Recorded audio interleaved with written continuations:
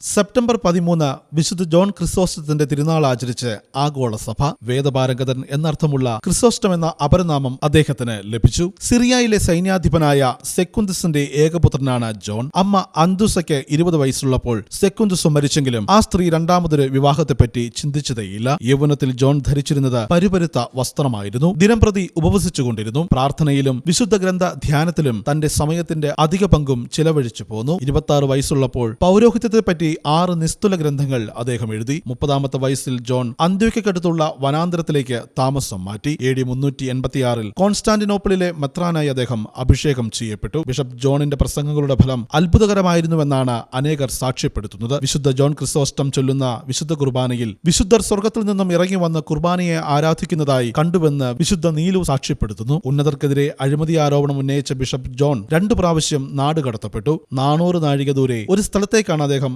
നാടുകടത്തപ്പെട്ടത്. അർദ്ധപട്ടിണിയും തണുപ്പും സഹിക്കേണ്ടതായി വന്നു. യാത്രയിൽ അദ്ദേഹത്തിന്റെ രോഗം വർദ്ധിച്ചതായും വെള്ളവസ്ത്രം അണിഞ്ഞ് തിരുപ്പാധേയം സ്വീകരിച്ച് സകലത്തിനും ദൈവത്തിന് സ്തുതി എന്ന് പതിവായി ചൊല്ലാറുള്ള വാക്കുകൾ ഉരുവിട്ടുകൊണ്ട് തന്റെ ആത്മാവിനെ അദ്ദേഹം ഈശോയ്ക്ക് സമർപ്പിച്ചതായാണ് പാരമ്പര്യം. പൗരസ്ത്യ സഭയിലെ 4 മഹാന്മാരായ പിതാക്കന്മാരിൽ ഒരാളാണ് വിശുദ്ധ ജോൺ ക്രിസോസ്റ്റം. വിശുദ്ധനായ ജോൺ ക്രിസോസ്റ്റമേ, ഞങ്ങൾക്ക് വേണ്ടി പ്രാർത്ഥിക്കണമേ.